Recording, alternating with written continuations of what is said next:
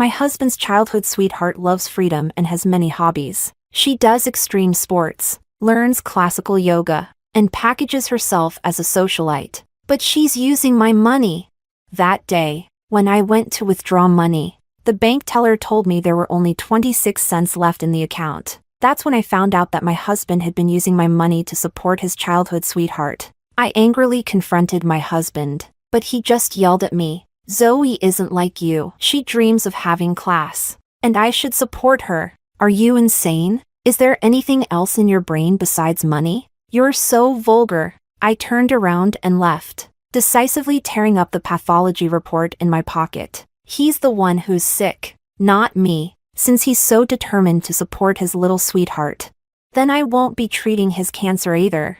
Chapter 1. This disease is very painful, extremely risky, and the treatment is also very expensive. The doctor looked serious as he delivered the diagnosis. If you don't have much savings, I suggest you carefully consider the treatment options. I broke down in tears. I have money. Please, treat him. I can't lose my husband. My heart raced, and my legs trembled as I walked out of the hospital clutching the medical report. Recently, my company had offered a health checkup package, and I dragged my husband to get a full body examination. When we went to pick up the results, the doctor called me aside and delivered this devastating news. Stumbling to the side of the road, I broke down again. Jonathan and I had been together for 10 years. From campus sweethearts to walking down the aisle. Our love's stronger than gold. Moreover, he's still young. How could I just watch him die? I didn't want to tell him the truth. For one, his career was on the rise. And secondly, I was afraid the stress might worsen his condition. Luckily, I had worked hard and saved up 8 million yuan. I originally planned to buy myself a small duplex. But money can be earned again, while a person, once lost, is gone forever. Jonathan's career was going well, and I didn't want to burden him with this. My plan was to quietly withdraw the money for the treatment, and once things improved, I'd confess everything to him. But when I went to the bank, the teller told me there were only 26 cents left in the account. Impossible. There should be 8 million yuan in that account. You must be mistaken. The teller tried to calm me down and checked the transaction history. Ma'am, the records show there have been large withdrawals from your account over the past 2 years. And just a few days ago, 60,000 yuan was withdrawn. Who took the money? The teller looked troubled. We can't access that information. But perhaps you should consider who knows the password. As soon as I asked, I already knew the answer. I had only told Jonathan the password, trusting him completely as my husband. I never imagined he would spend all the money. I calculated the little money I had left, barely 100,000 yuan. Far from enough for the treatment. The double blow left me feeling dazed. Only one thought filled my mind. What did Jonathan spend all that money on? I couldn't focus on work anymore, so I asked my boss for a day off and drove home. Lying on the bed, my eyes were dry and sore from crying. Yet my exhausted body couldn't fall asleep. Where did the money go? How would I pay for the treatment? These two questions swirled endlessly in my head until suddenly, the sound of the door opening interrupted my thoughts. It's lunchtime, and Jonathan usually takes his break at work. So why did he come home today? I could take this chance to ask him about the bank account. Just as I was about to open the door, I heard a woman's voice. Who is that? I stopped my hand. Zoe. Let me carry the luggage for you. Don't tire yourself. How was Barcelona? What's your next plan? Zoe? Turns out it's Jonathan's childhood sweetheart. Zoe. We don't interact much. We only met a few times during the wedding period and had a few meals together. I heard she's been traveling the world, constantly flying between home and abroad. She laughed brightly. It was amazing. So interesting. Jonathan. For my next trip, I want to go abroad to learn flower arranging and tea ceremony. Of course! You should experience their culture and improve yourself. I rolled my eyes. Jonathan sure knows how to play the gentleman. Well, let's see. I'm broke right now, so I need money before I can go. Don't worry. With Carolina and me, money is the least of your concerns. I froze. What does this have to do with me? Chapter 2. Jonathan. You're so kind. When I get back, I'll perform a tea ceremony for you. But will Carolina mind? Jonathan casually responded. Her money is my money. What's she going to do about it? I'll just show her what these fists can do. Through the crack in the door, I saw Zoe giggling as she playfully hit Jonathan's arm. From their conversation, I was starting to piece things together. Could it be that Jonathan is using my money to support his childhood sweetheart? Still unsure, I kept watching. Jonathan pulled Zoe to sit on the sofa, and they sat closely together. Zoe, looking excited, started talking about her travels. It was so much fun. I'm thinking of moving there. Girls need to see more of the world so they won't be easily tricked. Jonathan looked at Zoe affectionately, reaching out to pat her head. Zoe blushed and lowered her head shyly. Jonathan, Carolina will get mad if she sees this. Mad? Zoe, you're a modern, independent woman. We're doing nothing wrong. Zoe, to be honest, my ideal wife should be like you, someone who's seen the world. Open-minded, and graceful in everything she does. Carolina only thinks about making money all day, as if she's obsessed with it. Zoe playfully covered Jonathan's mouth. Don't say that. Carolina has her own goals. I just want to see more of the world and enrich my life. It won't feel like I've wasted it. Jonathan laughed heartily, showering Zoe with praise. Anger flared inside me as I watched, while Zoe took advantage of the moment, bashfully sharing her travel plans abroad. Jonathan, I met a famous tea ceremony teacher, and her small class registration is closing soon. I want to sign up before it's too late. No problem. How much do you need? Zoe hesitated for a moment. The basic class is 28,000 yuan, but the master class is 48,000.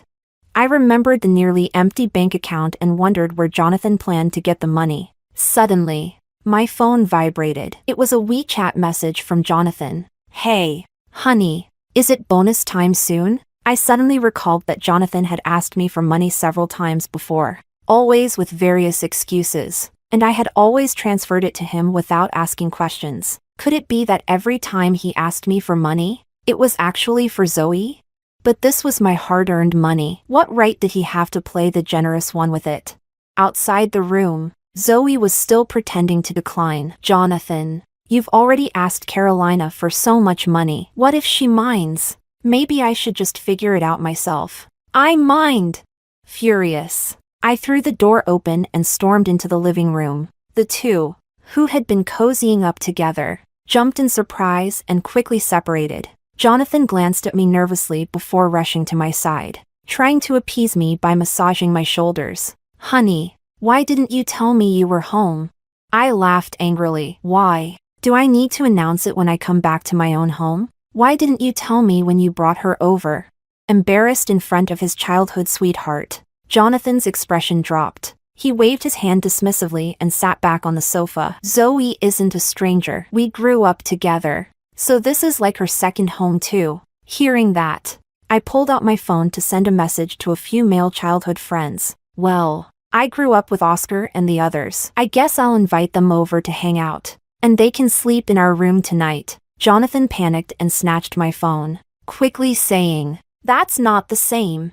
Seeing my dark expression, he smiled apologetically, trying to make amends. Honey, Zoe just got back from abroad. I thought it would be easier to let her settle here for a while. She's leaving again soon, and it's too much trouble for her to go back to her hometown. Chapter 3. Zoe's eyes darted around, and then she covered her face, crying softly. Carolina, if you don't want me here, I'll leave. Please don't be upset with Jonathan because of me. She looked up with teary eyes, casting a glance at Jonathan. After all, I'm just an irrelevant outsider. Zoe slowly started packing her things. Seeing that I wasn't reacting, Jonathan became anxious. He grabbed Zoe's hand and pushed her back onto the sofa. He turned to me with a pleading smile, and I couldn't stand that pathetic look of his. Ignoring Zoe, I dragged him into the bedroom. I started interrogating him. The times you asked me for money, was it all for Zoe?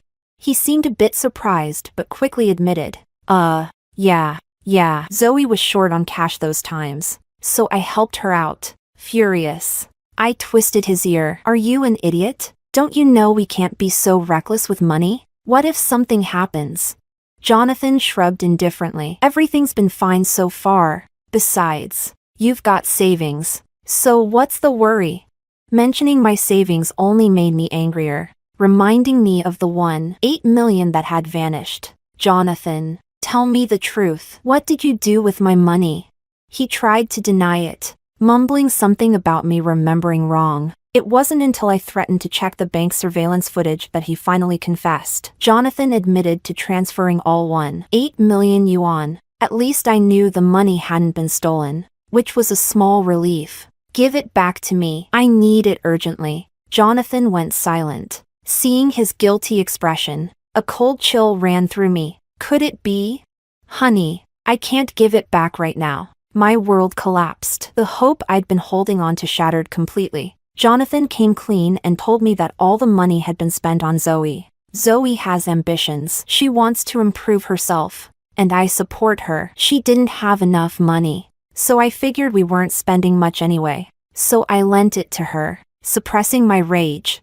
I asked Jonathan what Zoe had spent the money on. Being cautious, I secretly turned on my phone's recording. Yoga, ballet, classical dance, posture training. I don't really get all that stuff, but Zoe said it was for improving her elegance. And then there was bungee jumping, extreme sports, diving. I don't remember everything, but there must have been more. I was shaking with rage. For someone like me, an ordinary working-class person, these kinds of luxuries were beyond my reach. How could Zoe shamelessly ask Jonathan for money? Unable to control my anger, I stormed into the living room and faced Zoe. She blinked her wide eyes at me, looking innocent. Miss Zoe, the money you've been using for your fun trips, food, and entertainment abroad is all mine. Now, please return it all. Jonathan rushed after me, grabbing my hand to stop me from speaking. Don't scare Zoe. It's not like she won't pay it back. Why are you in such a rush? Am I in a rush? That money was supposed to save his life. Seeing Zoe start to cry, I raised my voice. If you're short on money, figure it out yourself. Don't act clueless and try to take advantage of me. I think you should forget about traveling abroad for now. Pay me back first. Or would you rather I involve the police? At the mention of the police, Zoe hid behind Jonathan. Jonathan, still playing the peacemaker, reached out to grab me again. I dodged his touch, determined to force Zoe out to confront her. Can you stop acting crazy? Jonathan suddenly exploded, grabbing my collar and slapping me across the face. The force of the slap knocked me back 2 steps, and my head hit something, causing stars to appear in my vision. My face burned with pain, my ears were ringing, and the taste of blood filled my mouth. Chapter 4. Zoe came over, pretending to break up the fight, saying not to hit, but secretly pulling me toward Jonathan. After slapping me, Jonathan finally calmed down a bit. He shoved my still-dazed self into the bedroom and closed the door. I'm sorry, honey. I'll explain everything later. Already exhausted from the past few days and now slapped, I felt completely drained, even though I wanted to argue. I didn't have the strength. I drifted off into a deep sleep. When I woke up, Jonathan was sitting by the bed, holding my hand, his eyes full of guilt. He gently wiped my face and suddenly knelt in front of me with a thud. It's all my fault. I was too anxious and lost control. Jonathan slapped himself a few times, and seeing his face turn red so quickly, I couldn't help but feel a pang of sadness, thinking about the diagnosis. It's fine. I'm okay. Where's Zoe? You need to find a way to get the money back. I'm in a hurry. Helping him up, I felt exhausted. He seriously promised me that Zoe had signed an IOU, and he would make sure she got the money together as soon as possible. Then Jonathan looked at me curiously and asked, Honey, why did you suddenly decide to use that money? I didn't want to tell him the devastating news about the illness, so I hesitated before saying, I'm sick. The doctor said the treatment will cost a lot. He reacted strongly, jumping to his feet. What illness needs that much money? Is it serious? How long will the treatment take? Seeing how worried he was, I felt a little relieved. At least he knew what mattered most. As for Zoe, I didn't want to deal with her anymore. I just hoped she would return the money quickly, and then we could go our separate ways. I briefly told Jonathan about the severity of his condition, and he gasped in shock. He grabbed my hand and once again promised to get the savings back quickly so I could get treated. I smiled and told him not to worry, that the chances of recovery were still high. Using the excuse of going out to buy groceries, I packed up and left the house. I took a taxi straight to my parents' house in the south of the city. As soon as I saw them, I got straight to the point. Jonathan hit me. They were immediately alarmed, pulling me aside to check if I had any more serious injuries. I'm not stupid. 1 minute, Jonathan was hitting me like a madman, and the next, he was acting like nothing had happened, caring for me as if it were all normal. Something felt wrong, but seeing how he acted afterward, I couldn't help but feel a bit soft-hearted. After all, we've been in love for so long, and we're supposed to spend the rest of our lives together. As long as he has no ulterior motives, I naturally hope we can live a good life. After calming my parents, I confessed to them about Jonathan's illness, pancreatic cancer. They were shocked and immediately started searching for information about the disease online. I sat on the couch, feeling restless. Suddenly, my phone buzzed with a notification. Today's surveillance has been automatically saved. I remembered this was a gift from work a while back. I thought it was interesting, so I installed it in the living room but hadn't mentioned it to Jonathan yet. Out of curiosity, I opened the surveillance app and dragged the progress bar to the time of our argument. Zoe, don't worry. We'll just pretend to write an IOU and keep delaying it. I'll help you deal with anything that comes up. Zoe, sniffling, wrote down the IOU and then buried herself in Jonathan's arms. So, they were both acting. I saved that part of the video along with the footage of Jonathan hitting me and exited the app. The main screen showed the current live surveillance. Zoe had returned to my house. Jonathan, his face filled with excitement, picked Zoe up and spun her around. Zoe, Carolina has cancer. Just keep delaying that one. 8 million. There's no money left to treat her. Once she's dead, everything she owns will be ours. It felt like I had fallen into an icy pit, and my entire body went cold. Chapter 5. My phone fell to the floor, and my parents immediately asked what was wrong. With trembling hands, I showed them the surveillance footage. Dad, enraged, smashed his cup. How dare they? My daughter isn't someone to be schemed against. Mom, fuming with anger, was ready to storm over and confront them. In the footage, Jonathan held Zoe and tenderly kissed her forehead. I felt utterly disgusted, but suddenly, a plan formed in my mind. If he's unfaithful, I won't just sit back and take it either. He thinks he can drag things out with the money? I was actually planning to save his life. But if he's unwilling to come clean, that's not my problem. Jonathan, let's see how much longer you can live.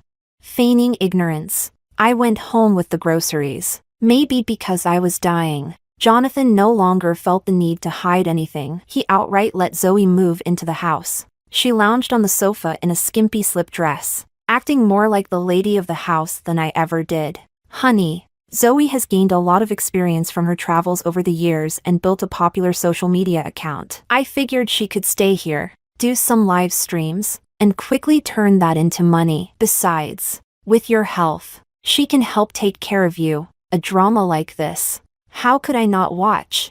Zoe thought I was about to lose my temper and had already prepared 2 bags of tears. But instead, I smiled generously and welcomed her to stay with us. Her performance fell flat, and she awkwardly thanked me with a twisted expression. At dinner, I pretended to feel unwell and had Jonathan cook. He was a good cook, but ever since we got married, he always used work as an excuse to avoid the kitchen. Over time, the kitchen had become my sole domain. Zoe, trying to act sweet and helpful, followed him into the kitchen, but soon came out coughing, her face flushed from the smoke. During the meal, I hesitantly spoke up.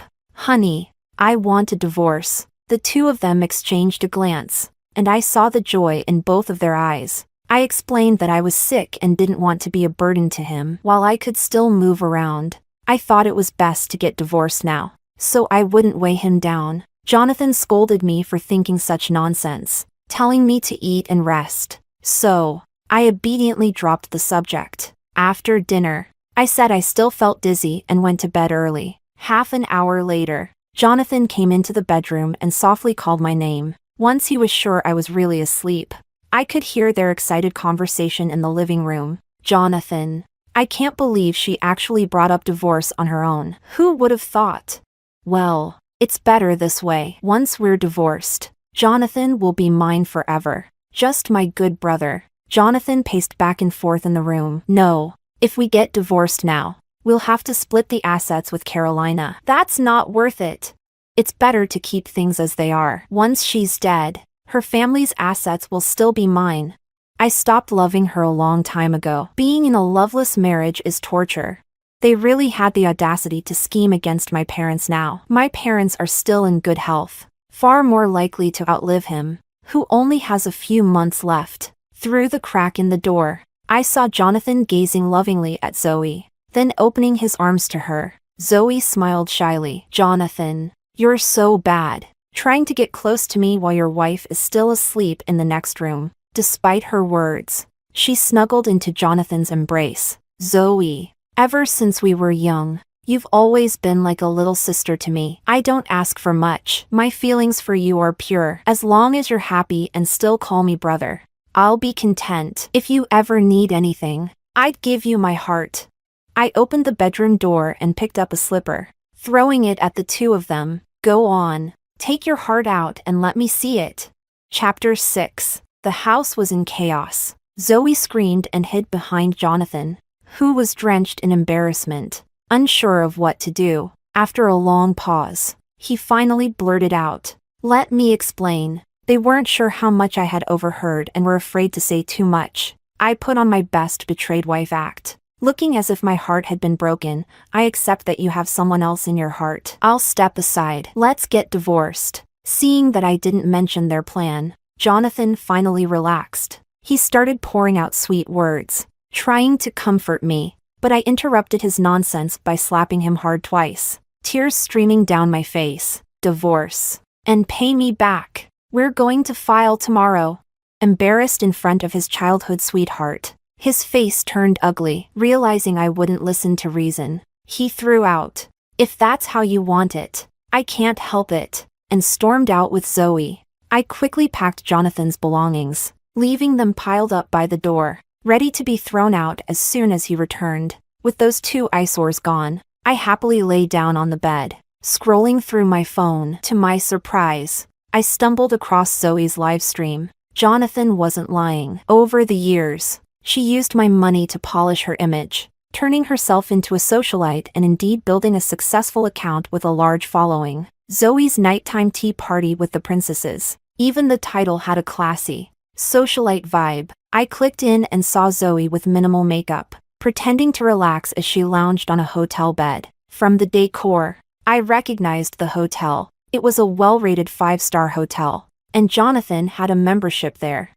Who booked the room was obvious. Zoe spoke softly to her followers in the live stream, casually recommending several products in her shopping cart within just a few sentences. Whenever I indulge in a late night, I always use my little white bottle for a quick rescue. The next morning, my face still looks fresh and glowing.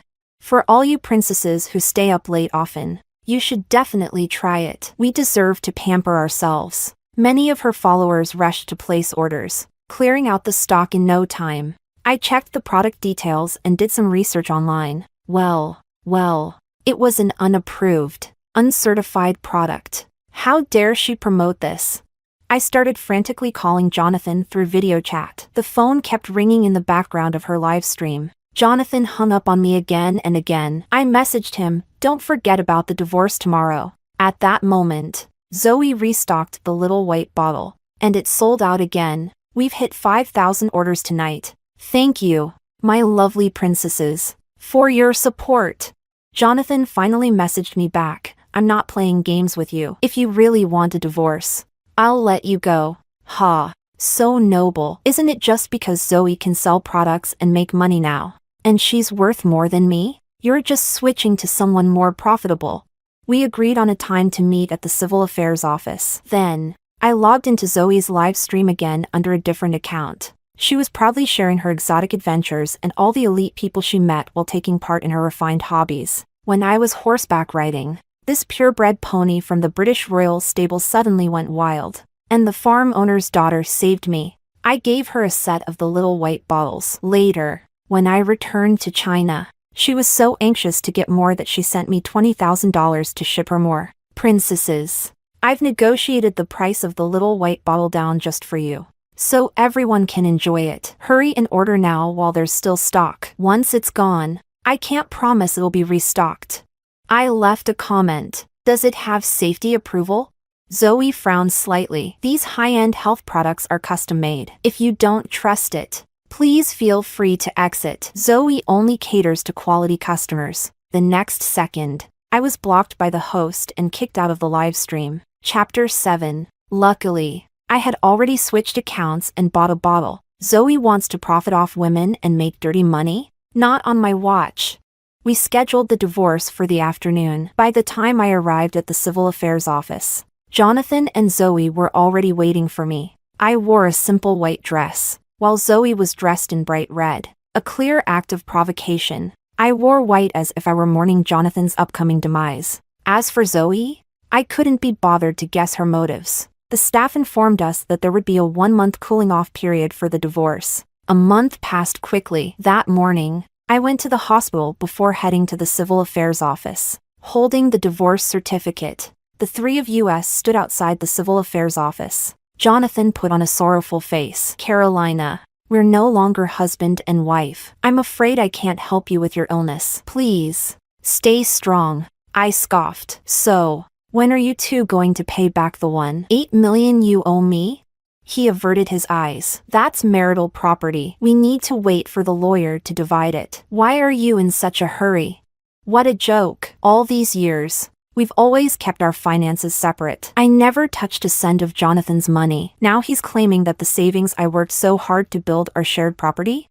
I couldn't be bothered to argue and planned to contact a trusted lawyer friend to handle the case for me. I pulled out a beautifully wrapped medical report from my bag and handed it to Jonathan. A little divorce memento. Jonathan didn't take it, but Zoe, with her head held high, snatched it with one hand. She glanced at it with disdain and then tossed it into the trash can. Sorry, Carolina, but with your illness, we can't accept your gifts. We don't want any bad luck. Also, since you're now divorced, Jonathan is mine alone. If there's nothing else, please don't bother him. Whoever wants that trash can have it.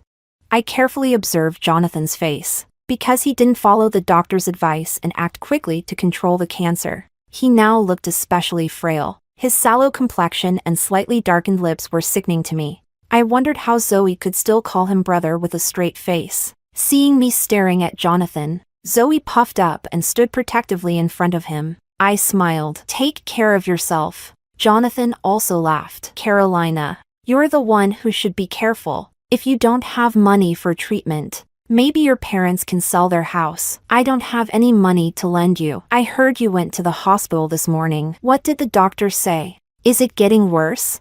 It was indeed getting worse. I silently recalled what the doctor had told me. This illness already had a low cure rate, and Jonathan hadn't taken timely action. The doctor said that without hospitalization and medication, it was hard to say how much longer he could last. Zoe snickered as well. Sis, you really shouldn't wear white. It's so unlucky. Someone who could have lived for another month might get sent off early because of you. Exactly. Don't expect me to mourn for you when you're gone. Unwilling to back down, I snapped back at Jonathan. He laughed loudly, thinking he had hit a nerve, and began mocking me even more. Carolina, don't talk like that. You should think about your parents. When you're gone, they'll be all alone, and they'll still have to rely on me to take care of them. If you ask me, you might as well forget about that $1.8 million. Consider it my fee for taking care of your parents and managing your estate. I'll make sure to burn extra offerings for you during the holidays.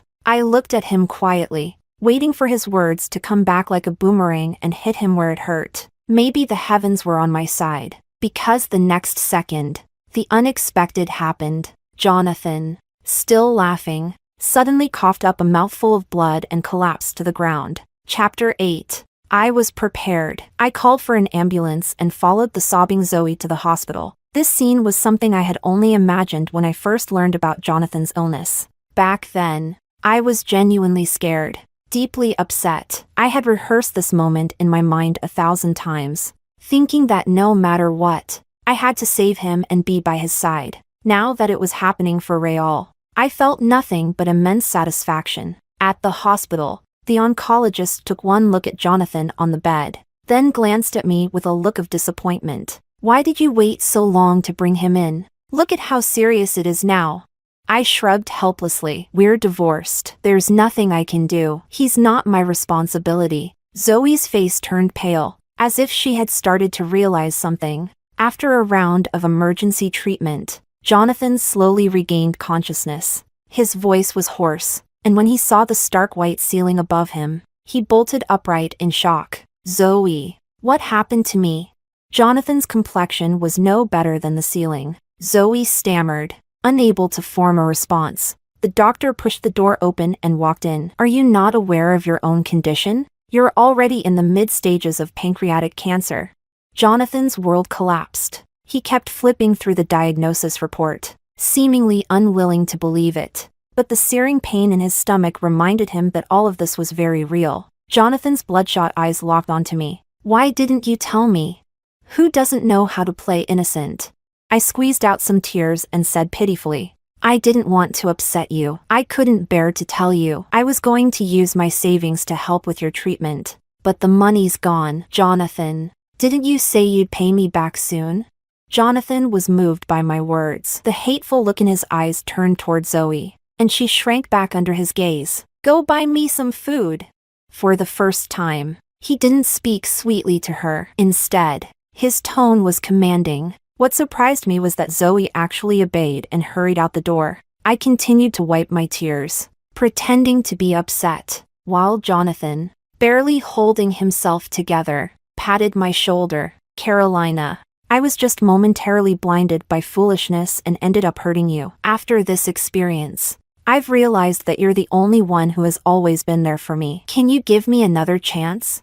I sobbed and replied sadly, "But I don't have the money to save you." "Jonathan, please, just take out your savings." His expression froze. "I only have a few thousand, and it's in a fixed deposit, so I can't withdraw it." "Carolina, I'll get back all the money Zoe spent. Thank you for not abandoning me." Internally, I rolled my eyes. Jonathan's salary is even higher than mine, and since he has no expensive habits, I know he's saved a considerable amount. Now he's playing poor, still trying to make me the sucker, hoping I'll pay for his treatment.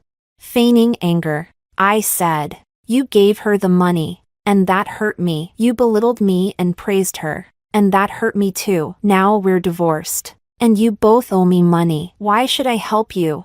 If you want to calm me down, you'd better give me my money back first." Hearing this, Jonathan picked up his phone and did something. Moments later, the $1.8 million I was owed was fully restored to my account. Of course, I made sure he noted debt repaid in the transfer memo. Once I had my money back, Jonathan, seeing an opportunity, immediately asked me to go pay the hospital fees. I made an excuse that the doctor was in a meeting and told him I'd go home to make soup for him, finally freeing myself from the hospital. Just as I stepped outside, I ran into Zoe coming back with some takeout. She shot me a vicious glare, silently mouthing the words, "Old woman." I didn't respond and stood outside the hospital room for a moment. The next second, a loud scream rang out. "Jonathan, how dare you transfer my money without permission?" Chapter 9. I went home and slept, naturally not bothering to bring him any soup. When I visited Jonathan the next day, he looked even more worn out, with scratches on his face. It seemed like he and Zoe had a fight, two dogs biting at each other. I asked him, feigning concern, and learned that Jonathan had been helping her manage her live streaming account. The $1.8 million he transferred yesterday had come from Zoe's account. I felt a little thrill of satisfaction. This wasn't my problem. It was their financial dispute now. Besides, I still had the IOU that Zoe had written to me, getting my money back without breaking a sweat. I smiled even more sincerely at Jonathan's jaundiced face. Inwardly, I was already planning which real estate listings I'd check out later. Speaking of Zoe, I suddenly remembered that the little white bottle I'd bought from her live stream had arrived. Once I had it, I sent it to a professional lab for testing, as I suspected. It turned out to be nothing more than toxic supplements. No production license, no safety certificate, and packed with harmful chemicals. The production cost for each bottle was just a few yuan, yet Zoe was selling them for 1,600 yuan a bottle on her live stream. After confirming that Jonathan was aware of this, I handed all the evidence over to the authorities. Meanwhile, online criticism of Zoe had grown, with more and more users speaking out against her. Some had developed rashes, and others even fell into comas after consuming her products. The authorities quickly took notice, and Zoe's live streaming account was promptly shut down. When law enforcement went to arrest her, she was still streaming from a hotel, using Jonathan's membership card, shamelessly promoting the little white bottle. The moment of her arrest was captured on camera and broadcasted live. At the police station, Zoe wasted no time throwing Jonathan under the bus. It turned out that from the very beginning, it was Jonathan who had spotted the business opportunity and contacted the manufacturer of the little white bottles, convincing Zoe to promote them. The more they lied, the more Jonathan and Zoe began to feel justified. Zoe, intoxicated by the flattery of her online followers, lost herself and ended up selling even more aggressively than Jonathan. When the police burst into the hospital room, I was carefully feeding Jonathan porridge. The porridge was scalding hot, made with ingredients he didn't like, but he had no choice but to rely on me now, hoping I'd spend money to save him. So, despite his discomfort, he forced himself to swallow each spoonful, even complimenting me, calling me so kind. Faced with the police's questioning, Jonathan panicked. Like Zoe, the moment he opened his mouth, he shifted the blame onto her. In an attempt to protect herself, Zoe even accused Jonathan of cheating during their marriage. The officer gave me a sympathetic look. Is it true that you were having an extramarital affair and living illegally with Zoe? Jonathan, furious, unlocked his phone and pulled up dozens of videos. It was Zoe who seduced me. I loved my wife. And Zoe, that tramp, ruined my marriage. Officer, look, here are videos of Zoe getting into bed with me. She's disgusting, using herself to lure people in. Well, that was a complete self-destruction. The police confiscated his phone, adding another charge to Jonathan's list. They glanced at me, sitting quietly in the corner. A female officer approached, gently patting my shoulder. Ma'am, if you need legal assistance, feel free to contact us. We're already divorced. I was just helping out of kindness. But now, I'm done letting them walk all over me. With teary eyes, I handed over the surveillance footage. Attempted murder, an additional charge. When Jonathan was handcuffed and taken away, he looked at me in disbelief, calling my name the entire way out. I wiped away my tearful expression, smiled victoriously, and waved at him. Enjoy prison life. When I returned home, my parents were waiting for me with a warm, homemade meal. They had planned to use their connections to help me, but it turned out there was no need. Those two had already brought about their own downfall. Seeing the concern in their eyes, I felt a lump in my throat. Don't cry, sweetheart. We bought you a villa to celebrate your new life. After dinner, let's go check it out. I broke into a smile through my tears. Human nature is unpredictable, but a parent's love is something you can always trust. I hugged my parents tightly, laughing with them.